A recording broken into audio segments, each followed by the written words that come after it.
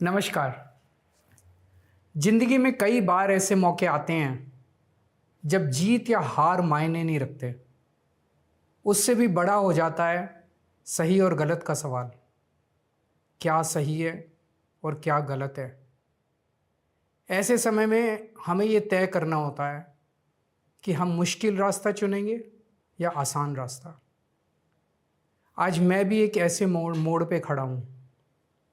आप सब जानते हैं कि मुझे एक झूठे केस में फंसाया गया, मुझे जेल भेज दिया गया, एक चुनी हुई सरकार को गलत तरीके से गिरा दिया गया, हमें कई महीने जेल में रखा, पर आखिरकार सच की जीत हुई। 27 फरवरी को अदालत ने मुझे पूरी तरह निर्दोष घोषित कर दिया।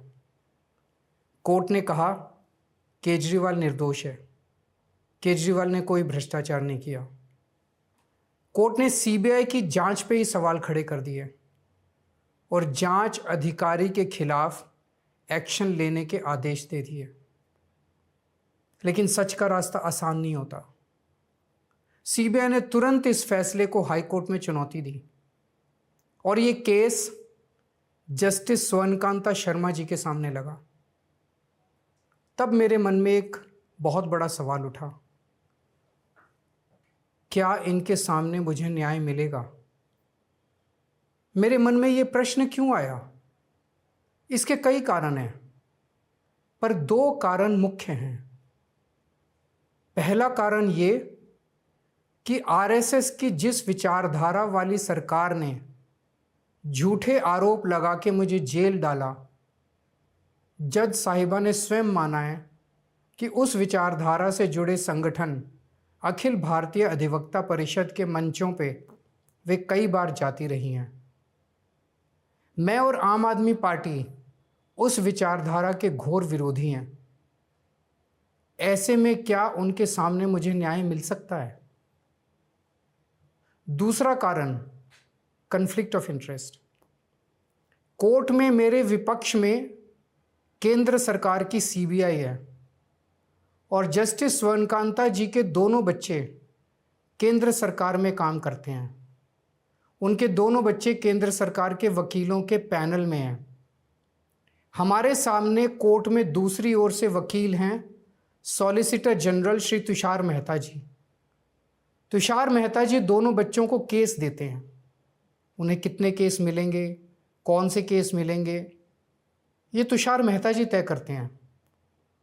भारत सरकार के पैनल में लगभग 700 के करीब वकील हैं, लेकिन जस्टिस स्वर्णकांता जी के बेटे सबसे ज़्यादा केस पाने वाले वकीलों में से एक हैं।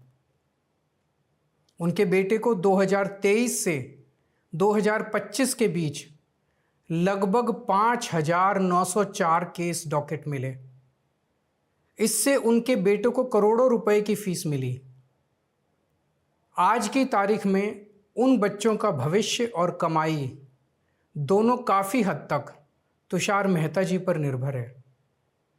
तो किसी के भी मन में ये चिंता स्वाभाविक है कि अगर जज साहिबा के बच्चों की कमाई और उनका भविष्य सामने खड़ा वकील तय कर रहा है, तो क्या जज साहिबा उस वकील के खिलाफ फैसला कर पाएंगी?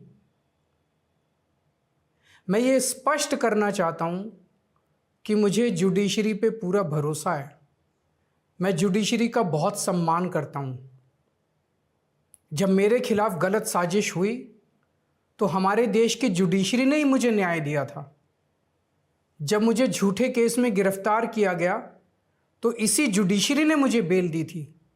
इसी जुडिशरी ने मुझे उसी झूठे केस में दोष मुक्त करार किया है। पिछले 75 वर्षों में जब जब देश पे आंच आई, हमारे देश की जुडिशरी ने देश को बचाया और नागरिकों के हितों की रक्षा की है। मैं जस्टिस स्वर्णकांता जी का भी बहुत सम्मान करता हूँ। मुझे उनसे या उनके परिवार से किसी भी प्रकार की कोई व्यक्तिगत आपत्ति नहीं है। लेकिन न्याय का एक बहुत बड़ा सिद्धांत है, justice should not only be done but should also be seen to be done. इसलिए मैंने जस्टिस स्वर्णकांता शर्मा जी से पूरे सम्मान के साथ अनुरोध किया कि वो इस कन्फ्लिक्ट ऑफ इंटरेस्ट जैसे कारणों की वजह से इस केस से खुद को अलग कर लें, लेकिन उन्होंने मेरी दलीलें खारिज कर दी और फैसला दिया कि वो स्वयं ही ये केस सुनेंगी। आज मेरे सामने सबसे आसान रास्ता है कि मैं उनका आदेश मान लूं और एक बड़ा वकील खड़ा करके उनके सामने अपना केस लड़ूं।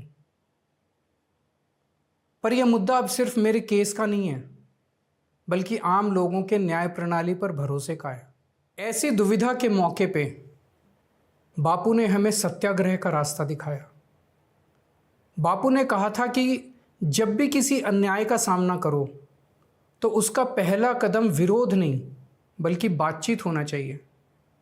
अपनी बात अन्याय करने वाले के सामने पूरी विनम्रता के साथ रखनी चाहिए और उसे सुधारने का पूरा मौका देना चाहिए। सारी कोशिशों के बाद भी अगर न्याय ना मिले तो अंतरात्मा की आवाज़ सुनो। यदि अंतरात्मा की आवाज़ कहती है कि न्याय नहीं हुआ तो शांति और विनम्रता के साथ सत्याग्रह करना चाहिए। फिर उसके जो भी परिणाम हों वो सहर्ष स्वीकार करने चाहिए। पर इस पूरे प्रकरण में अन्याय करने वाले व्यक्ति के प्रति किसी भी प्रकार की नफरत या गुस्सा नहीं होना चाहिए। मैंने भी बातचीत से शुरुआत की, पूरी निष्ठा और विनम्रता के साथ जस्टिस स्वर्णकांता जी के सामने अपनी बात रखी, उन्हें इस केस से अलग होने के लिए याचना की। मैंने आग्रह किया कि मेरा केस हाई कोर्ट के किसी भी अन्य जज द्वारा सुन लिया जाए, लेकिन उन्होंने मेरी प्रार्थना अस्वीकार कर दी। उन्होंने फैसला दिया कि वे अपने आप को इस मामले से अलग नहीं करेंगी और ये केस वो स्वयं ही सुनेंगी। उनके दिए गए इस फैसले से मैं पूरी विनम्रता पूर्वक असहमत हूँ। इस पूरे घटनाक्रम के बाद मेरी आशंका और गहरी हो गई है कि क्या उनके सामने मुझे न्याय मिलेगा। बापू के दिखाए रास्ते पर चलते हुए सत्याग्रह की भावना से अब मैंने फैसला किया है कि मैं इस केस में जस्टिस स्वर्णकांता जी के कोर्ट में ना तो स्वयं पेश होऊंगा और ना ही मेरी तरफ से कोई वकील पैरवी करेगा। जस्टिस स्वर्णकांता जी जो भी फैसला सुनाएंगे उस पर समय आने पर मेरे जो भी कानूनी अधिकार हैं, जैसे सुप्रीम कोर्ट में चुनौती देना आदि, वो सभी कदम लेने के लिए मैं स्वतंत्र हूँ। ये बात आज मैंने एक पत्र लिखकर जस्टिस स्वर्णकांता जी को भी सूचित कर दिया है। मेरा जस्टिस स्वर्णकांता जी से किसी प्रकार का व्यक्तिगत विरोध नहीं है। यदि भविष्य में भी कभी उनके सामने मेरा कोई अन्य केस लगता है जिसमें मेरे विरोध में बीजेपी, केंद्र सरकार या तुषार मेहता जी नहीं हैं, तो मैं उनके समक्ष जरूर पेश होऊंगा। आप पूछ सकते हैं कि यदि मैं जस्टिस स्वर्णकांता जी के रिक्यूजल ऑर्डर से असहमत हूं तो उसके खिलाफ सुप्रीम कोर्ट क्यों नहीं जा रहा? उसकी तैयारी कर रहा हूं। ये पूरा मामला बहुत नाजुक और संवेदनशील है। कानून को ध्यान में रखते हुए, जुडिशरी के सम्मान को ध्यान में रखते हुए और लोगों के न्याय व्यवस्था पर भरोसे को ध्यान में रखते हुए एक एक कदम उठाना है। मैं ये कदम अहंकार या किसी विद्रोह या विरोध की भावना से नहीं उठा रहा। इस कदम के जरिए मेरा मकसद देश की कानून प्रणाली को चुनौती देना भी नहीं है और ना ही मेरा मकसद न्याय व्यवस्था का अपमान करना है। इसी केस में मैंने हर स्टेज पे, हर अदालत में अपना पूरा सहयोग दिया है। मैं न्यायपालिका का बहुत सम्मान करता हूँ। इसी न्यायपालिका की वजह से आज मैं आज़ाद घूम रहा हूँ। मेरा सिर्फ और सिर्फ इससे एक ही मकसद है, देश की न्याय व्यवस्था पर लोगों के भरोसे को और मजबूत करना, लोगों में ये अटूट विश्वास भरना कि ज़रूरत पड़ने पर हमारे देश की न्याय व्यवस्था से उन्हें न्याय ज़रूर मिलेगा। जय हिंद।